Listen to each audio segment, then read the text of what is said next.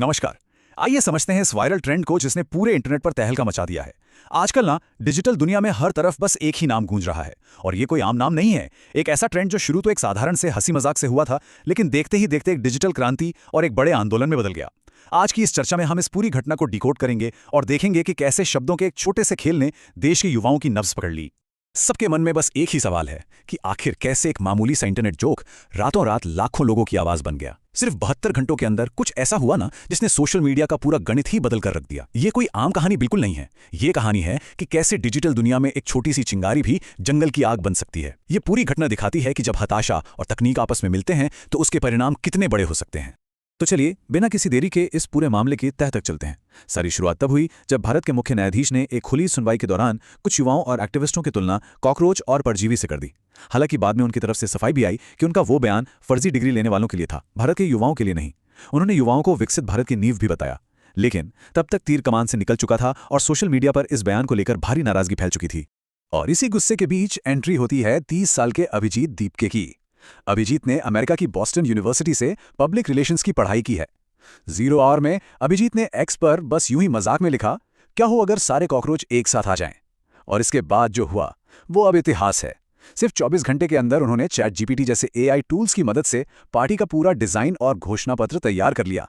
और सिर्फ 72 घंटों में इंस्टाग्राम पर इस नई पार्टी के 30 लाख से ज्यादा फॉलोअर्स हो गए। ये स्पीड सच में हैरान करने वाली है। अब इस डिजिटल पार्टी की शर्तें भी एकदम हटके थीं। ये 4 व्यंग्यात्मक शर्तें थीं: बेरोजगार होना, आलसी होना, हमेशा ऑनलाइन रहना और एक प्रोफेशनल शिकायतकर्ता होना। ये असल में एक बहुत ही तीखा तंज था जिससे युवा तुरंत खुद को कनेक्ट कर पा रहे थे। इन शर्तों ने न सिर्फ लोगों को हंसाया बल्कि सिस्टम की सच्चाई पर सोचने के लिए मजबूर भी कर दिया। इस पार्टी ने जो अपना आधिकारिक नारा रखा वो भी कमाल का था: सेक्युलर, सोशलिस्ट, डेमोक्रेटिक, लेजी। खुद को आलसी और बेरोजगार कॉकरोचों का यूनियन बताकर इस अभियान ने एक बेहद गंभीर राजनीतिक ढांचे को एक शानदार कॉमेडी के साथ मिक्स कर दिया। ये एक ऐसा कॉन्ट्रास्ट था जिसने सोशल मीडिया यूजर्स का ध्यान तुरंत अपनी तरफ खींचा। और इस कॉमेडी का असर कितना बड़ा था ये नंबर खुद बयां कर रहा है। 1 करोड़, जी हां 10 मिलियन। इस पार्टी के फॉलोअर्स का आंकड़ा बहुत ही तेजी से 10 मिलियन के पार पहुंच गया। लाखों लोगों ने तो बाकायदा गूगल फॉर्म भरकर पार्टी की सदस्यता के लिए आवेदन तक कर दिया। और तो और महुआ मोहित्रा और कीर्ति आजाद जैसे कई चर्चित राजनेता भी इस ट्रेंड का हिस्सा बन गए। ये आंकड़ा साफ बताता है कि अब यह मामला सिर्फ एक मीम या मजाक तक सीमित नहीं था। लेकिन इस हंसी मजाक के पीछे ना एक बहुत गहरा और कड़वा सच छुपा हुआ था। अभिजीत ने एक इंटरव्यू में बताया कि जो लोग सत्ता में हैं वे जनता को कॉकरोच समझते हैं। उन्होंने कहा कि कॉकरोच गंदी और सड़ी हुई जगहों पर पैदा होते हैं और उनके मुताबिक आज सिस्टम बिल्कुल वैसा ही बन गया है। इस सिर्फ एक बयान ने पूरे अभियान की टोन को कॉमेडी से हटाकर एक गंभीर वास्तविकता की ओर मोड़ दिया। ये समाज की एक गहरी निराशा की आवाज बन गया। गहराई में जाएं तो पता चलता है कि ये गुस्सा असल में किन बातों को लेकर था। एआई से बने इनके घोषणा पत्र में जिन मुद्दों को उठाया गया वे देश की सबसे गंभीर समस्याएं हैं: युवा बेरोजगारी, मेडिकल एंट्रेंस एग्जाम नीट जैसे पेपर लीक, कॉर्पोरेट मीडिया का रवैया, वोटिंग सिस्टम पर सवाल और रिटायरमेंट के बाद जजों को सरकारी पद मिलने जैसे मुद्दों पर खुलकर व्यंग्य किया गया। ये वो मुद्दे हैं जो आज के समय में सीधे तौर पर हर युवा को प्रभावित कर रहे हैं। इस पूरे आंदोलन की सच्चाई को मशहूर यूट्यूबर ध्रुव राठी ने भी बहुत निष्पक्ष तरीके से सामने रखा है। उनका कहना है कि ये देश की जनता और युवाओं के अंदर का फ्रस्ट्रेशन है और ये पार्टी बस उसी का एक रिफ्लेक्शन है। इसके पीछे कोई बड़ी राजनीतिक ताकत या कोई साजिश नहीं है, बल्कि ये विशुद्ध रूप से युवाओं का एक सहज गुस्सा है जो अब एक डिजिटल रूप ले चुका है। अगर इस पूरे माहौल को समझना है तो रिटायर्ड अधिकारी आशीष जोशी और वकील प्रशांत भूषण के विचार भी काफी अहम हैं।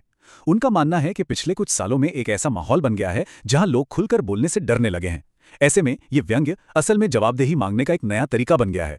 उनका मानना है कि कॉकरोच बहुत जिद्दी होते हैं, वे हर हाल में सर्वाइव कर जाते हैं और अब यही जिद एक डिजिटल आंदोलन का रूप ले चुकी है जो पूरे सिस्टम से सवाल कर रही है।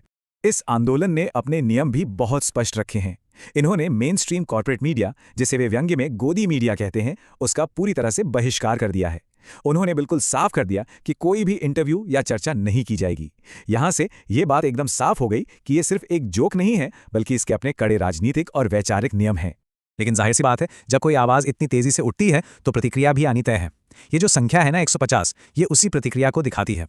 पार्टी के संस्थापक के अनुसार उनके पास इंस्टाग्राम अकाउंट के पासवर्ड रीसेट की 100 से 150 रिक्वेस्ट आई। उनका दावा है कि ये उनके अकाउंट को हैक करने और इस अभियान की आवाज को दबाने की एक सोची समझी कोशिश थी। और यहीं पर सबसे दिलचस्प बात सामने आती है।